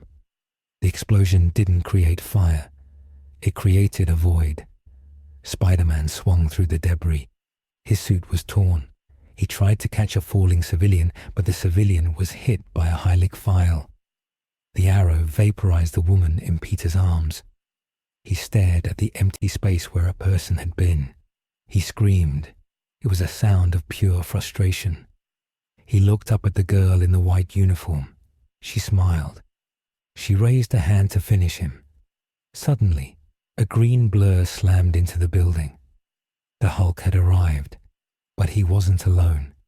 Riding on his back, laughing like a maniac, was Kenpachi Zaraki. The captain of the 11th Squad had found the strongest beast in this new jungle. Kenpachi leaped off the Hulk's shoulders. He drew his jagged sword. He didn't care about the Quincy's. He didn't care about the dimension. He only saw the green monster. He swung. The Hulk caught the blade. The shockwave leveled 4 city blocks. The collision of gamma radiation and extreme reiatsu created a localized storm of black lightning. It was a brawl that would destroy the city faster than the invasion. Captain America stood in the street below. He held his shield up against the wind. He was trying to coordinate a defense, but the radio was dead. The merging of the worlds had scrambled all electronic frequencies. He looked at the chaos. He realized this wasn't a war he could win with strategy. This was the end of days. High above the atmosphere, Dr. Strange and Ichigo Kurosaki were leaving the graveyard of Earth. Strange had encased them in a sphere of pure astral light. They were traveling through the distorted gravity, well toward the moon. Ichigo looked back. He saw his home. He saw the Seirite crushing New York. He saw the fires. He gripped his broken Zangetsu. He felt the absence of the old man. The Quincy spirit inside him was silent. It was bowing to the Emperor on the moon. Stark's blue orb floated between them. The ghost of Iron Man was analyzing the data. He said the fusion was 40% complete. In 1 hour, the two Earths would occupy the same space. The Pauli exclusion principle would kick in. Two objects cannot occupy the same space at the same time. The resulting energy release would result in the total atomic annihilation of both planets. Stark said they had one shot. They had to cut the head off the snake. They landed in the blue area of the moon. It was a ruin. The artificial atmosphere created by the Skrulls ages ago was leaking away. The ground was littered with the bodies of the Watchers. Uatu was not the only one. Yuach had hunted them all. He wanted their eyes. He wanted to see every grain of sand in the multiverse. In the center of the crater stood the Quincy King. He was no longer just Yuach. He was a cosmic horror. He had absorbed the reishi of the Watchers and the blood of the celestial Arishim. He stood 50 feet tall. His cloak was made of the fabric of space-time. Multiple eyes opened on his body. They were not physical eyes. They were windows into alternate timelines. He looked at Strange and Ichigo. He did not turn around. He simply knew they were there. He had seen their arrival in 1,000 futures. Yuach spoke. His voice did not travel through air. It vibrated the silica of the moon. He told Ichigo that he was late. He said he had already seen Ichigo's despair. He had seen Ichigo try to use Mugetsu. He had seen it fail. He had seen Strange try to use the time stone. He had seen Strange break his own mind. Yuach raised a hand. He didn't fire an arrow. He rewrote the future of the ground beneath them. He selected a future where the moon had already exploded. Instantly, the ground under Strange's feet detonated. There was no cause, only the effect. Strange was thrown backward. His shield shattered. He tumbled into the vacuum. He gasped, his astral form flickering. He realized the terror of the Almighty. Yuach didn't fight. He just edited the script. Ichigo flash-stepped. He caught Strange. He landed on a floating chunk of rock. He looked at Yuach. He felt the power gap. It wasn't a gap. It was a canyon. But Ichigo didn't back down. He felt the heavy gaze of the king. He realized Yuach was avoiding him. The king was attacking Strange, not his son. Ichigo realized his Quincy blood was the tether. Yuach wanted to absorb him, not destroy him. Ichigo yelled at the king. He asked why he was doing this. Yuach smiled. He said he was ending the fear of death. He was merging life and death into one perfect state. No more loss, no more hell, just existence. A stagnant, eternal existence where nothing changed and nothing died. It was the antithesis of the Marvel Universe, which thrived on change, evolution, and consequence. Thor arrived. The god of thunder did not come from Earth. He came from the sun. He had been recharging in the heart of the star. He flew at the moon like a comet. He held Mjolnir. He screamed a war cry that shook the stars. He slammed into Yuach. The impact cracked the moon's crust. Lightning, hot and white, poured into the Quincy King. Yuach didn't move. He looked at Thor. He saw a future where Mjolnir was made of glass. He made it so. The hammer shattered against his chest. Thor looked at the handle in his hand. He looked confused. Yuach grabbed Thor by the throat. He began to drain the Asgardian divinity. He called it a crude energy. He said gods were just hollows with better PR. He threw Thor into space. The god of thunder drifted away, unconscious, his power stolen. Strange pulled himself up. He was bleeding mystical energy. He told Ichigo that they couldn't win a physical fight. Yuach controlled the outcome of every action. If Ichigo swung his sword, Yuach would pick the timeline where he missed. If Strange cast a spell, Yuach would pick the timeline where it fizzled. They needed to do something unpredictable, something that existed outside of cause and effect. Stark's orb pulsed. Stark said he had a theory. The Almighty worked by observing futures. It required data. It required a timeline to observe. If they created a singularity, a moment of zero time, Yuach would be blind. Stark said he could override the containment unit of his ghost orb. He could trigger a total collapse of his own spiritual matrix. It would create a micro-black hole of information. For 1 second, time would not exist. In that second, Yuach would be blind. Ichigo looked at the orb. He realized what Stark was saying. Stark was going to delete himself, not just die. He was going to erase his soul to create a blind spot. Ichigo said no. He said they would find another way. Stark laughed. It was a sad, tinny sound. He said there was no other way. He said he had been living on borrowed time since the cave in Afghanistan. He said this was the endgame. Stark told Ichigo to be ready. He told Strange to guide the strike. Stark didn't wait for permission. The blue orb flew toward Yuach. The Quincy King saw it coming. He raised his hand to rewrite its future. He tried to select a timeline where the orb malfunctioned. But Stark was a futurist. He had anticipated the counter. He had programmed the orb to randomize its quantum state every nanosecond. Yuach saw 1 billion futures, and they were all blurring together. He hesitated. In that moment of hesitation, the orb reached his face. Stark whispered, "I am Iron Man." The orb detonated. It wasn't an explosion of fire. It was an explosion of void. A sphere of absolute nothingness expanded around Yuach's head. The eyes on his body went wide. They saw nothing. No future, no past, only the void. The Almighty was nullified. The king was blind. Strange screamed at Ichigo. "Now!"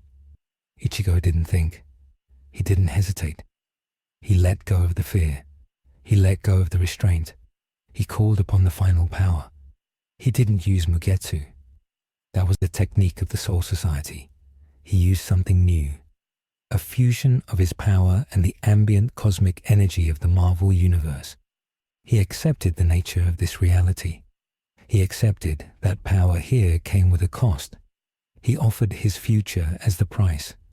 He channeled all his Reiatsu, all his potential, all the years of life he had left, into one blade.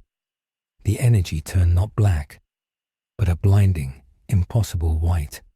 It was the color of a blank page. Ichigo flash-stepped. He moved faster than time. He appeared inside the void sphere. Yuach was flailing. The king looked human in his panic. Ichigo swung the blade. He didn't aim for the head. He aimed for the connection. He aimed for the silver thread of Reishi that connected Yuach to the merged worlds. He cut the lineage. He cut the blood. The blade sliced through the king. Yuach screamed. It was a scream that shattered the windows of the Sanctum Sanctorum on earth. The cut didn't kill him. It separated him. It ripped the power of the Soul King out of him. It ripped the power of the Watchers out of him. Yuach shriveled. He turned into an old man. He fell from the void. He hit the moon dust. He lay there, gasping, blind and powerless. But the strike didn't stop there. The energy of the cut traveled down the gravity well. It hit the fusion point of the two Earths. It hit the place where the Seraiti was grinding against Manhattan. The white energy acted as a cosmic scalpel. It sliced the two dimensions apart. The sound was deafening. It sounded like the universe tearing a sheet of paper in half. Gravity reversed. The Seraiti was thrown upward. The Soul Reapers on the ground were yanked into the sky. Kenpachi was pulled off the Hulk. He laughed as he flew upward. Byakuya shunpulled to grab Rukia. Renji grabbed a lamppost, but the magnetic pull was too strong. They were being recalled. The Soul Society was snapping back to its own vibrational frequency. The buildings of New York groaned as the weight lifted. The sky turned a kaleidoscope of colors as the atmosphere healed. On the moon, the backlash hit Ichigo. The cost of the strike came due. His sword, Zangetsu, crumbled into dust. Not just the Shikai, the spirit itself. The blade evaporated. Then the power left his body. The orange hair faded to a dull brown. The strength in his limbs vanished. He fell to his knees. He was just a human standing on the moon without a spacesuit. The vacuum rushed in to kill him. Strange reacted. He cast a spell of life support. He wrapped Ichigo in a bubble of air. But Strange looked at the boy's soul with his third eye. He saw the damage. The chain of fate was gone. The spiritual pressure was zero. Ichigo Kurosaki was no longer a soul reaper. He was no longer a Quincy. He was no longer a hollow. He was a baseline human, and he was severed from his home. The cut had pushed the Soul Society away, but Ichigo was on the wrong side of the incision. He was stranded in the Marvel universe. Strange looked at the shriveled body of Yuak.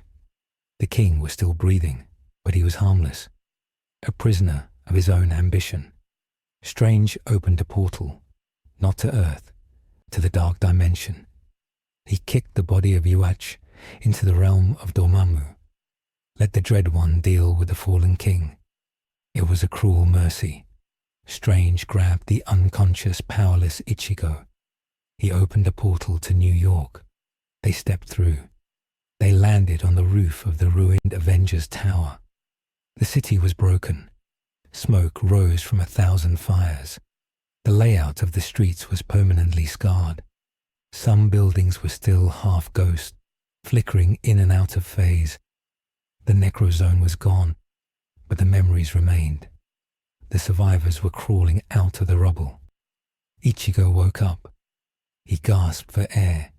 He felt heavy. He felt weak. He reached for his bag. There was no sword. He reached for his spirit. There was only silence. He looked up at the sky. It was blue, a normal, boring blue. The Seraite was gone. Rukia was gone. Renji was gone.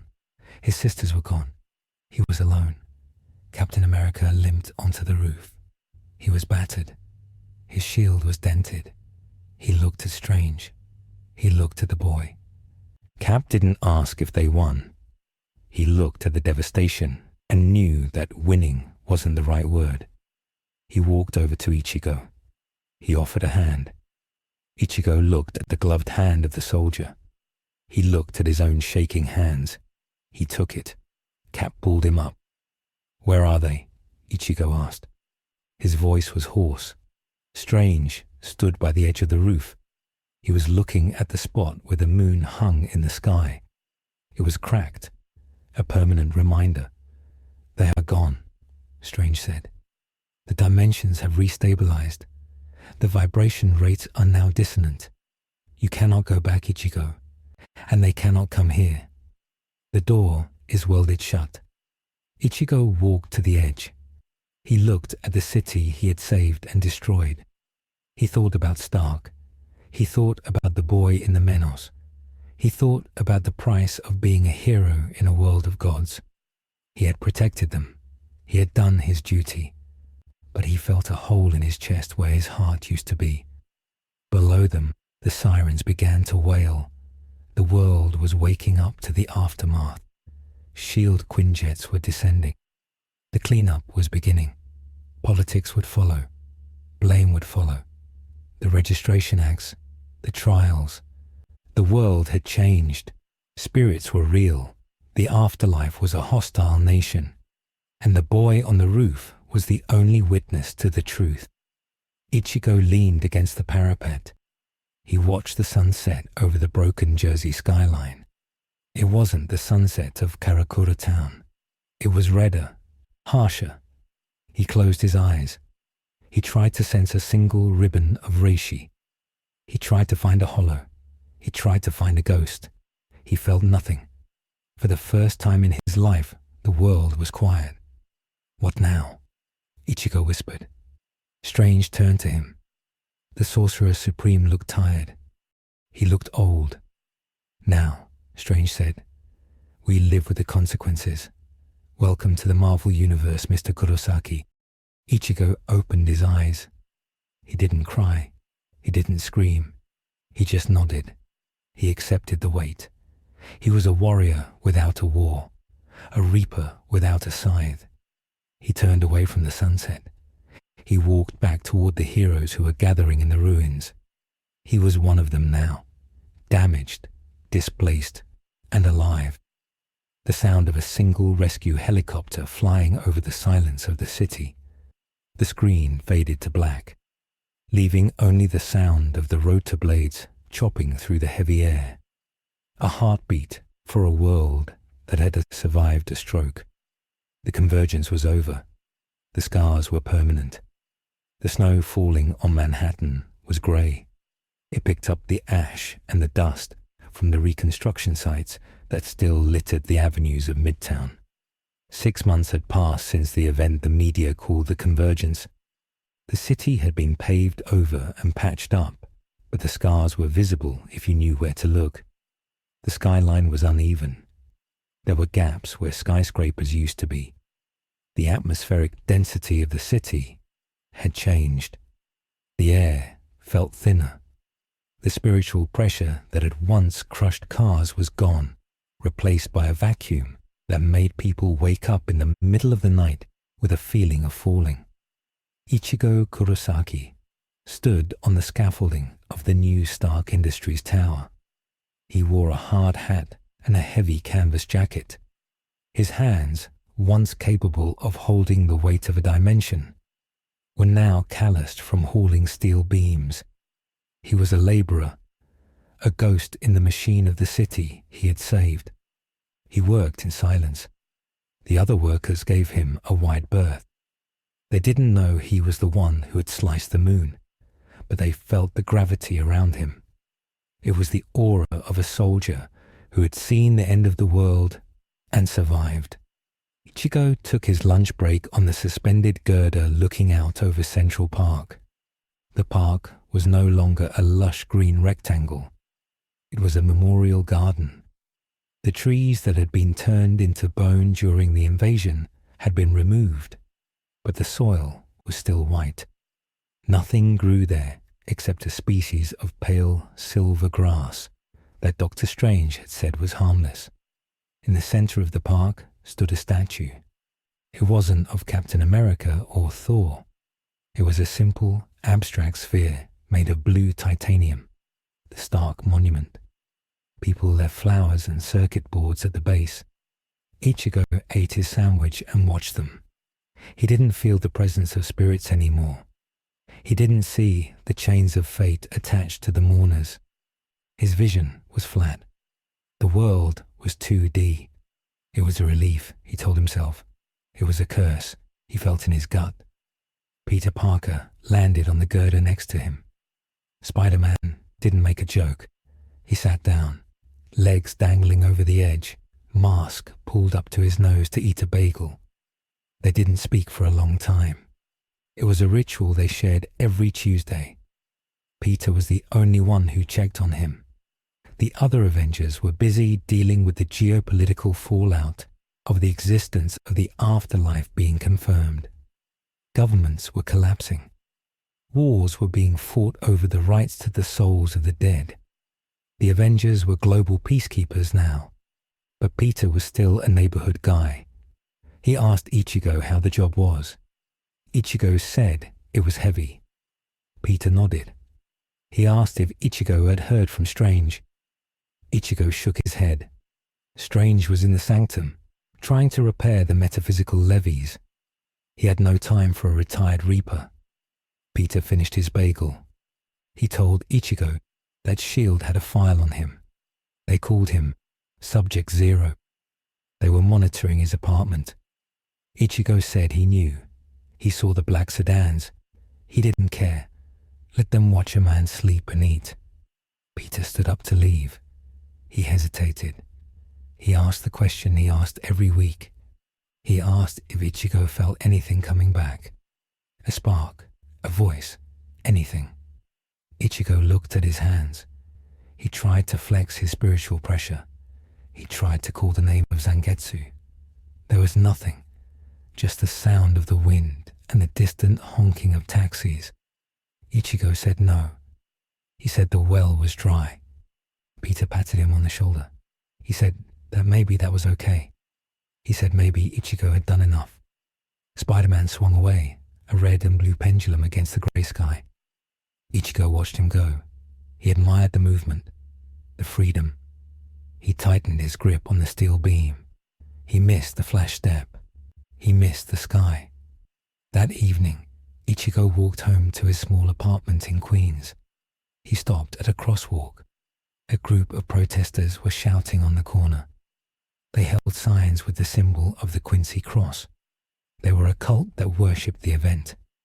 They believed the Blue King would return to purify the world. They shouted about the impurity of mutants and superhumans. Ichigo walked past them. One of the protesters, a young man with wild eyes, grabbed Ichigo's arm. He shoved a pamphlet into Ichigo's chest.